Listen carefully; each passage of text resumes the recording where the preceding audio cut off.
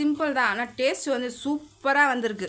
நிறைய அந்த கடாயில் ஒட்டியிருக்குல்ல, ஒரு பொடி சாதத்தை போட்டு லைட்டாக உப்பு போட்டு மிக்ஸ் பண்ணி கொஞ்சம் நெய் ஊற்றி சாப்பிடுங்க, செமையாக இருக்கும். 12 வரமிளகா காரெல்லாம் நம்ம வறுத்துக்கணும். ஒரு 5 ஸ்பூன் தேங்காய் எண்ணெய் ஊற்றிக்கோங்க. எண்ணெய் சோம்பு சேர்த்துக்கோ, இஞ்சி இலை, கருவேப்பிலை, ஒரு 125 கிராம் சின்ன வெங்காயம், 1 ஸ்பூன் இஞ்சி பூண்டு விழுது போட்டுக்கோங்க.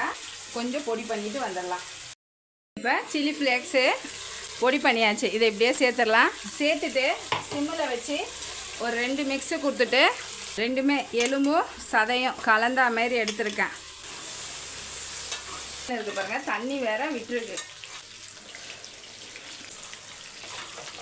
மட்டும்தான் எடுத்திருக்கேன், 1 ஸ்பூன் எடுத்திருக்கேன். இன்னும் தயிர் ஊற்றிக்கோங்க, சாஃப்டாக வரும். நல்லா வந்து ஜூஸியாக இருக்கிறதுக்காக தான் நான் இப்போ தயிர் ஊற்றிருக்கேன்.